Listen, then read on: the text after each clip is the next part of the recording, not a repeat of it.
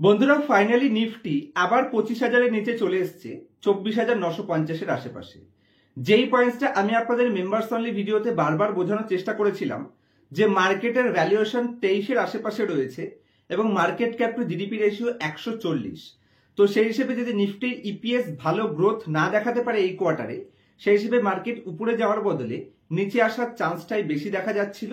Actually দুদিকের চান্সই সমান পরিমাণে ছিল, যে কারণে মার্কেট সামান্য পরিমাণে কারেক্ট করেছে। তবে এই যে 25,000-এর নিচে নিফটি এসেছে, এখানে কি ধীরে ধীরে আবার অ্যাকুমুলেশন জোনের মধ্যে আসছে কিনা, অথবা মার্কেটে কোনো বড়সড় প্রবলেম দেখা যাচ্ছে কিনা, আমার পার্সোনাল ওপিনিয়ন কোন কোন ইন্ডাস্ট্রিগুলোতে এখান থেকে রিস্ক রয়েছে এবং কোন ধরনের ইন্ডাস্ট্রিগুলো ভবিষ্যতে সেফ সাইডের সাথে একটা ভালো পারফরমেন্সের অপরচুনিটি দেখা যাচ্ছে, মার্কেট নিয়ে সিম্পল কিছু ভিউ আপনাদের দেওয়ার চেষ্টা করব। তার আগে চ্যানেলে নতুন হলে অবশ্যই চ্যানেলটি সাবস্ক্রাইব করবেন এবং আমার সেকেন্ড ইউটিউব চ্যানেল যদি সাবস্ক্রাইব না করে থাকেন, আপনারা ডেসক্রিপশনে আমার সেকেন্ড ইউটিউব চ্যানেল পেয়ে যাবেন, যেখানে আছে একটি গ্রেট ইন্ডিয়ান ব্যাংকিং কোম্পানি, যেখানে একটা কোম্পানির মধ্যে ভালো অপরচুনিটি ক্রিয়েট হয়েছে, সেরকম কোম্পানির ইনডেপথ প্রেজেন্টেশন পোস্ট করছি। বিকেল 4টের মধ্যে ভিডিওটি পাবেন। অবশ্যই সেকেন্ড চ্যানেলটিকে সাবস্ক্রাইব করে নেবেন, ডেসক্রিপশনে লিঙ্ক পেয়ে যাবেন। তো সবার প্রথমে যদি আমি কারেন্ট মার্কেট কন্ডিশন নিয়ে ডিসকাস করি, তাহলে মার্কেট যেই ভ্যালুয়েশনে দাঁড়িয়ে রয়েছে, এখানে মার্কেটকে না তো আমরা সস্তা ভ্যালুয়েশন বলতে পারবো, না তো মার্কেটকে আমরা ওভার হাই ভ্যালুয়েশন বলতে পারবো। Market actually slightly higher valuation trade করেছে, পারফেক্ট ভ্যালুয়েশনের থেকে সামান্য উপরে রয়েছে। যে কারণে নিফটি যতদিন পর্যন্ত মোটামুটি একটা ভালো আর্নিং না দেখাতে পারবে, ততদিন পর্যন্ত মার্কেটে এখান থেকে যদি আপনি ভাবছেন হঠাৎ করে বিশাল বড় উপরের দিকে যাবে, সেরকম কোনো আপসাইডের টার্গেট আমি দেখতে পাচ্ছি না। আবার যেহেতু ইন্ডিয়ার কন্ডিশন, ইকোনমিক কন্ডিশন খারাপ পজিশনে নেই, রেপো রেট কাট করা হয়েছে, সিআরআর 1% কাট দেওয়া হয়েছে, তার সাথে সাথে 12 লাখ পর্যন্ত ট্যাক্সে ছাড় দেওয়া হয়েছে, এবং ইন্ডিয়ার সাথে যে ট্রেড ডিলটা হওয়ার ফাইনাল ডিসিশন এখনো ডিউ পেন্ডিং পড়ে রয়েছে, এই সমস্ত ডিসিশনগুলো ভবিষ্যতে ইন্ডিয়ান ইকোনমিকে আরো বেশি বুস্ট করবে। তো সুতরাং যদি আমি লং টার্মে ইন্ডিয়ান মার্কেটকে দেখি, তো লং টার্মে ইন্ডিয়া তো একটা গ্রেট পজিশনে রয়েছে। তবে শর্ট টার্মে যতদিন পর্যন্ত একটা ভালো ইপিএস গ্রোথ না আসছে, ততদিন পর্যন্ত মার্কেট বিশাল বড় আপসাইডের ট্রেন্ড আমি দেখতে পাচ্ছি না। তো সেই হিসেবে যদি আপনি মিনিমাম 5 থেকে 7 বছরের কম এক্সপিরিয়েন্স আপনার মার্কেটে রয়েছে, এবং যদি আপনি 70%-এর বেশি ইনভেস্ট রয়েছেন, অথবা আপনার একটি মিড ক্যাপ স্মল ক্যাপ কোম্পানিতে 3%-এর বেশি ইনভেস্ট রয়েছে, অথবা একটি লার্জ ক্যাপ কোম্পানিতে 6%-এর বেশি ইনভেস্ট রয়েছে, সেখানে আপনাদের চিন্তা করার মতন বিষয় আছে বলে এটা সত্যি আমার মনে হয়। আর এই মার্কেট কন্ডিশনে এখান থেকে যেমন বিশাল বড় উপরের দিকেও যাবে না মার্কেট, আবার মার্কেট ক্র্যাশ করে যাওয়ার মতন কোনো সম্ভাবনা আমি মার্কেটে দেখতে পাচ্ছি না।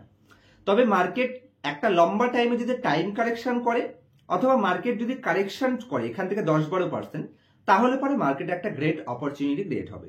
কারণ এখান থেকে উপরের দিকে জার্নিটা খুব বেশি স্মুথ হতে পারে না, যে কারণে নেক্সট 1 বছর থেকে 1.5 বছর টাইম পিরিয়ড, আমার মনে হয় যদি এখান থেকে নেক্সট 1-1.5 বছরে মার্কেট 10% থেকে 12% রিটার্ন প্রোভাইড করে ইন্ডেক্স, তাতে আমাদের খুবই খুশি হওয়া উচিত।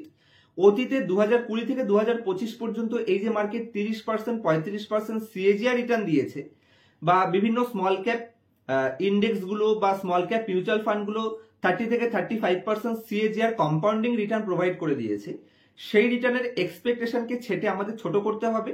কারণ যেই টাইমটা আপনারা এই 20 থেকে 25% বা 30 থেকে 35% বেস্ট রিটার্ন দেখতে পাচ্ছেন, এটা লাস্ট 15 বছরের সব থেকে গ্রেট টাইম পিরিয়ড গেছে। তো আপনি অতীতের এক্সপেকটেশনকে যদি 2025-এর এক্সপেকটেশনের সাথে আনেন, তাহলে প্রবলেম হয়ে যাবে। কারণ 2020-তে নিফটি 15 পিইতে ছিল, সেখান থেকে এরকম বড় রিটার্ন আসা স্বাভাবিক ব্যাপার। আর বর্তমানে নিফটি 114, যদি আপনি নিফটির পি রেশিও দেখেন, তাহলে 23-এর পি রেশিও ডিমান্ড করছে এবং 140 মার্কেট ক্যাপ টু জিডিপি। তো এখান থেকে সেই রিটার্নের এক্সপেকটেশনকে আমাদের ছোট করতে হবে। হ্যাঁ, তবে স্টক স্পেসিফিক কিছু ইন্ডাস্ট্রির কোম্পানি ভালো করতে পারে, যেরকম ধরুন কেমিক্যাল ইন্ডাস্ট্রি ভালো করতে পারে, ব্যাংক ফিনান্স ভালো করতে পারে, এইসব কোম্পানিগুলোর উপর আমাদের ফোকাস রাখা উচিত। আর এফএমসিজিও ভালো করতে পারে, মিডিয়াম রেঞ্জের পারফর্ম করতে পারে। তবে বেশ কিছু ইন্ডাস্ট্রিতে আমার এখানে ভয়ও লাগছে, যেরকম ডিফেন্স ধরতে পারেন, রেলওয়ে ধরতে পারেন, রিনিউয়েবল এনার্জি ধরতে পারেন। এইসব সেক্টরগুলো অতীতে যেরকম পারফরমেন্স দেখিয়েছে, যেহেতু কোম্পানিগুলো ওভার হাইপে চলছিল, যে কারণে শেয়ার প্রাইস এক্সট্রিমলি র্যালি নিয়েছে। তো এখান থেকে যদি অতীতে সেই ইপিএস গ্রোথ না দেখাতে পারে, তাহলে ইপিএস গ্রোথে যখনই স্লো ডাউন হবে, তখনই কোম্পানির পি কন্ট্রাকশন হওয়া স্টার্ট হবে। যেরকম এইবারের সিজনে যদি আপনি রেজাল্ট দেখেন তাহলে banking company already axis bank result সেরকম একটা ভালো পোস্ট করেনি।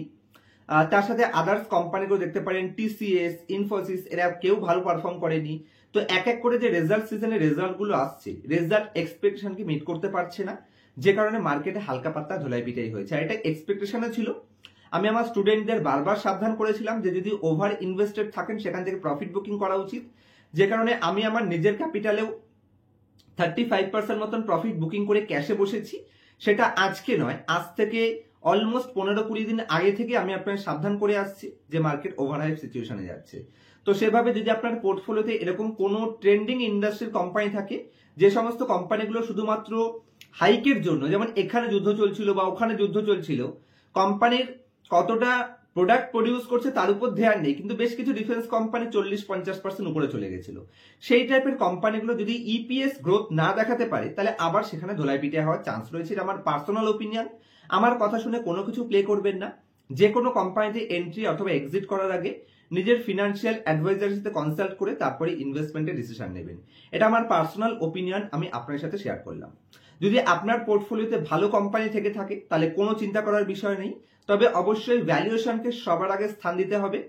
কারণ এক্সট্রিমলি যদি হাই ভ্যালুয়েশন হয়ে যায় তাহলে মার্কেট নেগেটিভ সেন্টিমেন্টে, যেহেতু মার্কেট স্লাইটলি হায়ার ভ্যালুয়েশনে রয়েছে, তো মার্কেট এখান থেকে উপরেও যেতে পারে ইকোনমিক কন্ডিশন যদি সাপোর্ট করে বা গ্লোবাল ট্রেড ডিল যদি সাপোর্ট করে তাহলে মার্কেট উপরে যাবে, কিন্তু উপরের গ্যাপটা ছোট। আর যদি গ্লোবাল ট্রেড ডিল আমাদের সাপোর্ট না করে তাহলে পরে, অথবা ইপিএস যদি আমাদের সাপোর্ট না করে তাহলে মার্কেট নিচের দিকেও যেতে পারে, যেখানে দুদিকের জন্য প্রস্তুত থাকতে হবে। 70% থেকে 65% ইনভেস্টেড থাকুন, বাকি ক্যাপিটাল হোল্ড করুন। মার্কেট যদি আমাদের লোয়ার লেভেলে অপরচুনিটি দেয় তাহলে সেই লেভেলে আমরা ইনভেস্টমেন্টের ডিসিশন নিতে পারি।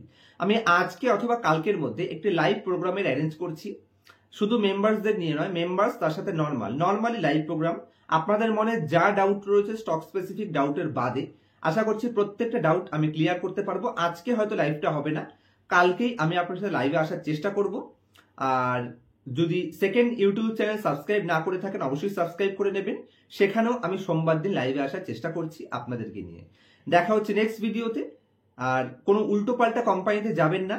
আপনাদের কোনো ডাউট থাকলে, কোথাও ভয় লাগলে প্যানিক সেলিং অন্তত পক্ষে করবেন না। যদি লামসাম ইনভেস্টমেন্টের করার মতন ক্যাপিটাল রয়েছে, ক্যাপিটাল হাতে নিয়ে বসুন। তাড়াহুড়ো করে মার্কেট 100 পয়েন্ট বা 150 পয়েন্ট নিচে এসছে তার মানে এখনই সব ইনভেস্ট করে দেবেন, এ সমস্ত ভুল কিন্তু কোনো মতেই করবেন না। টাকা হাতে রেখে ধৈর্যের সাথে চুপ করে বসুন। মার্কেট 2 মাস, 4 মাস, 6 মাসে ডেফিনেট একটা বিশাল বড় অপরচুনিটি আপনাদের দিতে পারে। আর অপরচুনিস্টিক যারা হতে পারবে তারাই স্টক মার্কেটে গেইন করতে পারবে। তাড়াহুড়ো করে ফোমোর মধ্যে পড়ে কখনোই প্রফিট হবে না। আবার তাড়াহুড়ো পড়ে প্যানিক সেলিং করেও কিন্তু আপনার বড় লস হতে পারে, যে কারণে না প্যানিক সেলিং করবেন, না তো ফেয়ার অফ মিসিং আউটের মধ্যে যাবেন। কোনো কিছুর মধ্যে থাকা চলবে না। আপনি ঠান্ডা মস্তিষ্কে ধীরে সুস্থে panic selling a great company purchase করবেন, আরামসে মার্কেট থেকে সাকসেস হতে পারবেন। বেশ কিছু কোম্পানি আমি আপনার সাথে ডিসকাস করেছি, যে সমস্ত কোম্পানিগুলো লাস্ট 1 মাসে ডিসকাস করেছি, super great company. Panic selling এ সেসব কোম্পানিগুলোতে সঠিক ডিসিশন আপনারা নিতে পারেন। কিরকম ডিসিশন নেবেন সেটা ভিডিওগুলো দেখলেই আপনারা নিশ্চিন্তে নিজেরাই ডিসিশন নিতে পারবেন। দেখা হচ্ছে নেক্সট ভিডিওতে। আর যদি পার্সোনাল ক্লাসে A to Z ফান্ডামেন্টাল শিখতে চাইছেন, কিভাবে কোম্পানি সিলেকশন করবেন, কখন কোম্পানিতে এন্ট্রি করবেন, কখন এক্সিট করবেন, কোন কোম্পানির ডেটা চুরি করে দেখাচ্ছে বা কোন কোম্পানিতে কোন কোন সাইন থাকলে কতটা রিটার্নের এক্সপেকটেশন রাখা যেতে পারে, মার্কেটের সাইকেল কিভাবে কাজ করে, স্টক স্পেসিফিক তাদের সাইকেল কি করে কাজ করে, সমস্ত পয়েন্টস পার্সোনাল ক্লাসে শিখে যদি লাইফ টাইম সাপোর্ট পেতে চাইছেন তাহলে স্ক্রিনের উপর দেওয়া মোবাইল নাম্বারে কন্ট্যাক্ট করতে পারেন। তবে কোনো ধরনের শর্ট টার্মে কোটিপতি হওয়ার যদি স্বপ্ন থাকে তাহলে আমার ক্লাসে অ্যাড হবেন না। যদি মার্কেট নিয়ে সিরিয়াস রয়েছেন, মার্কেটে বড় ক্যাপিটাল ইনভেস্ট করছেন এবং নিজে শিখে করতে চাইছেন, তাহলেই পার্সোনাল ক্লাসে অ্যাড হবেন। ক্লাসের পরে লাইফ টাইম সাপোর্ট এখানে আমার স্টুডেন্টরা পেয়ে যাবে। দেখা হচ্ছে নেক্সট ভিডিওতে। ততক্ষণ পর্যন্ত হ্যাপি ইনভেস্টিং, হ্যাপি ট্রেডিং।